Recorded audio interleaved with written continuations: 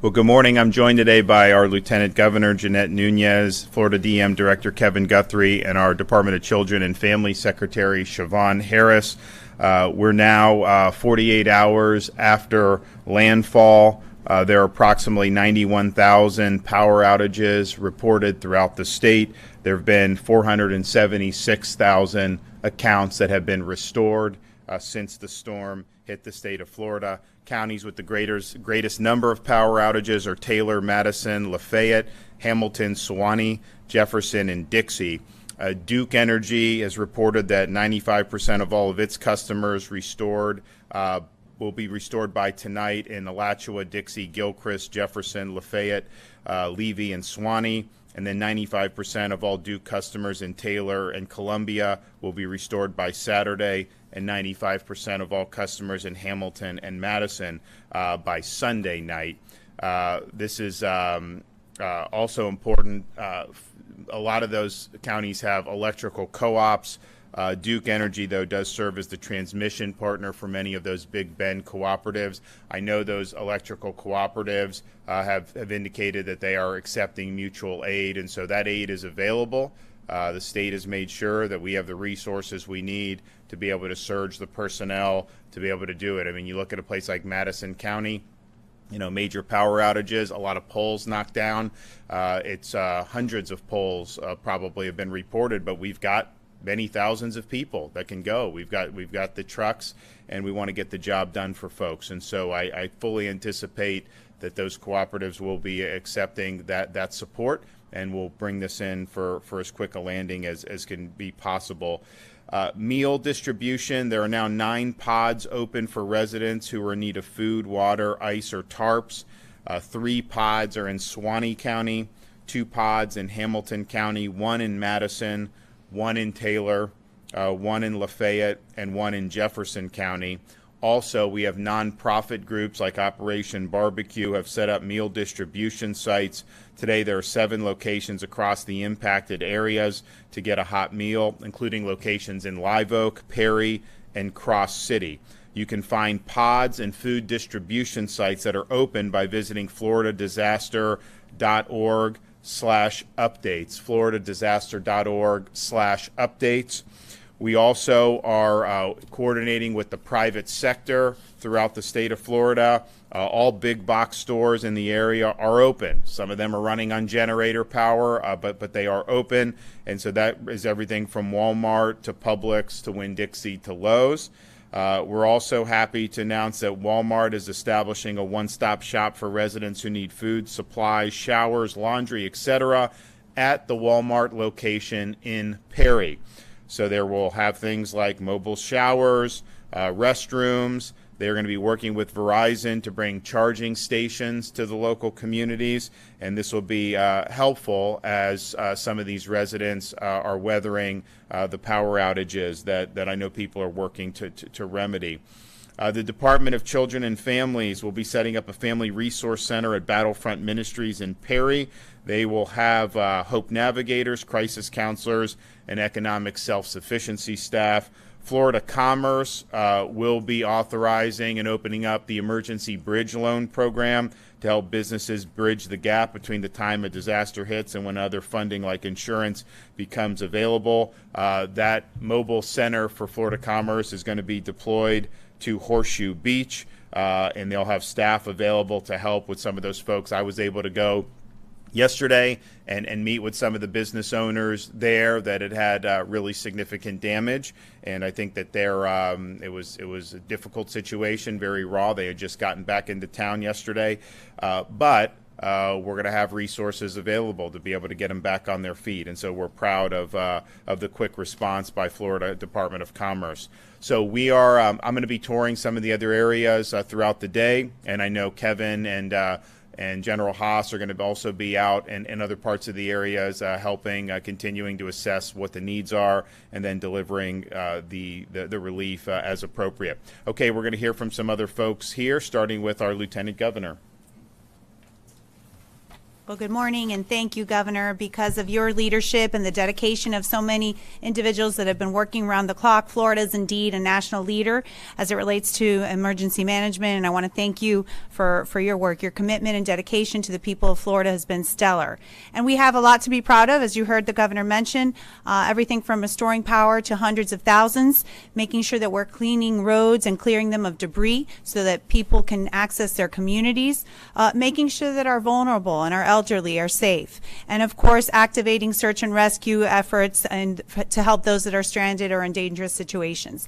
But children are also uniquely impacted by storms, which is why I'm so glad that we're going to continue to focus on making sure that our schools are open. We can't forget that our children need to be back in the classroom, and the Governor, as a young father himself, understands that returning to normalcy for Florida students is critically important. So today I'm pleased to report that 58 out of our 67 counties, school districts are open. They're up and running, and we expect that number to grow over the weekend. 10 of our 12 state universities are open, and 26 of our 28 state colleges. With our Commissioner of Education, Manny Diaz, and the Department of Education, they have been working not only to make sure that they had the resources leading up to Hurricane Idalia, but also assessing damage and being able to help them as they are looking to get back up and running. Our administration will be diligent to ensure that they have the resources that they need and supply schools with whatever supplies that they'll need in the coming days. Commissioner Diaz and I will be visiting schools in Suwannee and Hamilton County that were impacted by the storm. And our superintendents, our principals, our teachers, they've been doing a great job. They're the best in the country. We're very appreciative of all their efforts thus far. And again, on behalf of Governor DeSantis' leadership, we've shown that getting kids in the classroom is a priority throughout our entire administration, and especially now as we continue to supply Floridians with the hope and the need that they're going to have as we restore normalcy. Thank you. Kevin? Yes, sir. Good morning, everyone. The state of, first, let me thank both the governor and lieutenant governor and partners like Secretary Harris here. We cannot do, the division cannot do what we do without the leadership and then the support of our sister agencies across the spectrum of state government. So again, thank you for all of that leadership and support. The State Emergency Response Team continues to support communities impacted by Hurricane Idalia. Thanks to the leadership, as I just mentioned. By the end of the day, we will have 9 pods. The governor has mentioned that. I will not reiterate those locations. But 5 of these pods, I will reiterate, opened at noon yesterday. So again, 36 hours after landfall, we had points of distribution open up for Floridians. More than 2,100 vehicles visited these pods yesterday and received more than 48,000 liters of water and 73,700 MREs. We could not do that without the support of the Florida National Guard and the Florida State Guard, and I want to thank them publicly for that. Today we're going to be working on setting up a base camp in Horseshoe Beach and one in Madison County to provide housing and supply distribution sites for our valued nonprofit providers. These nonprofits are going to be going in to assist with items like muck and guts and also, clearing up properties. Baptist Kitchens, Mercy Chefs, Operation Barbecue Relief, Catholic Charities, World Central Kitchen, and more are going to be all over the ground in the coming days preparing meals for impacted residents, and I thank them for their tireless efforts. The State Emergency Response Team is also working hard to address health and medical needs with contracted nursing staff supporting special needs shelters in Suwannee, Pinellas, Hernando, Marion, and Dixie counties. Our search and rescue efforts are nearly complete, and we've finalized operations in 15 counties and are continuing efforts in 3 counties, Madison, Suwannee, and Lafayette today. As search and rescue comes to a close very soon, we are immediately shifting into recovery efforts to get communities back on their feet as quickly as possible. Thanks to Governor DeSantis and our federal partners, we have secured a major disaster declaration for 7 counties, and we will be requesting additional counties be added to that major disaster declaration today. One last thing that I will mention under the governor's leadership yesterday, and again, I don't think people realize just how much of a leader and support we have in Governor DeSantis, but yesterday we were at Horseshoe Beach, and there was a couple of people that were post-disaster homeless. And I'm happy to announce that today we're going to move 5 trailers into Horseshoe Beach today. So again, it took months for us to get to that point after Hurricane Ian, and I'm happy to announce that within 48 hours we're going to have travel trailers in that area for Horseshoe Beach, which is one of the most impacted. Governor, we couldn't do that without your leadership, and I appreciate your support. Thank you. Siobhan? Good morning, everyone. First, my thoughts and prayers are with those impacted by the storm. I want to thank the governor, the lieutenant governor, First Lady Casey DeSantis, and Director Guthrie for their steadfast and incredible leadership before, during, and after the storm. I also want to thank first responders, search teams, and the linemen for working around the clock. Events like Hurricane Idalia can bring forth a lot of uncertainty. However, for the people of Florida, one thing is certain, and that is the proven record of this governor to do all that is necessary to ensure an expeditious response. We know the devastating losses that individuals and families have experienced, and navigating the myriad of steps to rebuild can be overwhelming. But we want you to know that you are not alone. I'm pleased to announce, as the governor mentioned, 2 activities that will be instrumental in helping individuals with both their immediate needs and long-term planning. This morning, we're standing up family resource support centers in Madison, Taylor, and Suwannee counties. These centers were critical following Hurricane Ian. Each site is staffed with skilled, compassionate teams, including Hope Navigators, crisis counselors, and other program experts who specialize in helping people through the recovery process. Hope Navigators play a pivotal role in the First Lady's Hope Florida program in helping people get back on their feet. We're grateful for the many partners who often co-locate at these centers or are willing to provide additional supplies and resources for those in need. The Taylor County FRSC is located at Battlefront Ministries, the one in Madison is located at the Bridge Church, and the one in Suwannee is located at our DCF office. For hours of operation and address information, please visit our website at www.myflfamilies.com. I'm also excited to announce a new component of the Hope Florida initiative, the Hope Bus, which will allow Hope Navigators to travel to areas where we know there's greater need. It will be useful in reaching populations that may have transportation challenges, as well as communities devastated by natural disasters. The Hope Bus will be accepting its first assignment, traveling to Madison County to bring extra supports to this area.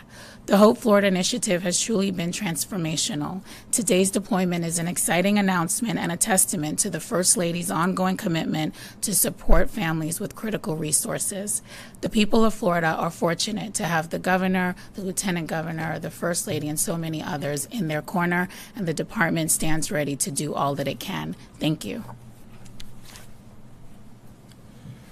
We have opened up the Florida Disaster Fund so people can go and make a contribution to floridadisasterfund.org. I know that there's been a significant amount of money that's been raised as part of that. So with Hurricane Ian, there was tens of millions of dollars distributed, but under the rules at that time, they had to go through basically charitable organizations, which was fine. I mean, we were able to partner when teachers were displaced. We were able to help the teachers through the local education charities. When the police and the firefighters, we went to support them. We did it through their local charitable arms, and so you were able to do it. Also provided resources to other groups who were rebuilding homes and doing things to help.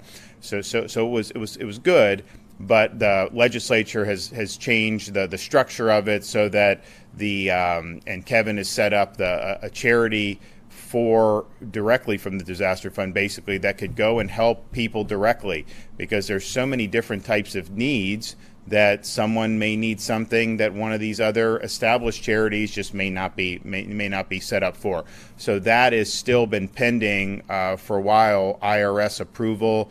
FEMA Director Criswell did call the IRS, I think the IRS director, and asked if we could get this thing expedited. I mean, it will be approved eventually. It merits it. But that will be something, and especially if you look at some of these places that have been affected, like a Horseshoe Beach, Cedar Key, getting into Steenhatchee.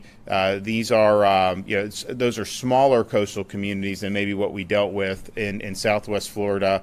The needs, I think, are maybe a little bit more unique. So it just gives us more flexibility to be able to respond as best as we can. And I think that there was a lot of damage that I saw in some of those areas. I mean, you'd see that water went up pretty high. I mean, it was 4 or 5 feet along the walls of these places. We saw a church, the Baptist church there in Horseshoe Beach was ruined. We met a lady who now we are going to have a trailer, but she was homeless because the water went up 4.5 feet in her home. And it's just not something that's going to require a lot of work to be able to get that to be habitable again. And so they need help in the interim. And so we launched the housing mission, first ever state to do this after Ian. FEMA had traditionally done it. They did do some of it too, but we wanted to get as quickly as possible, so we provided this. Now to have these trailers and have all this where we can get it a few days after the storm, that's never happened in the history of storm relief, not even close.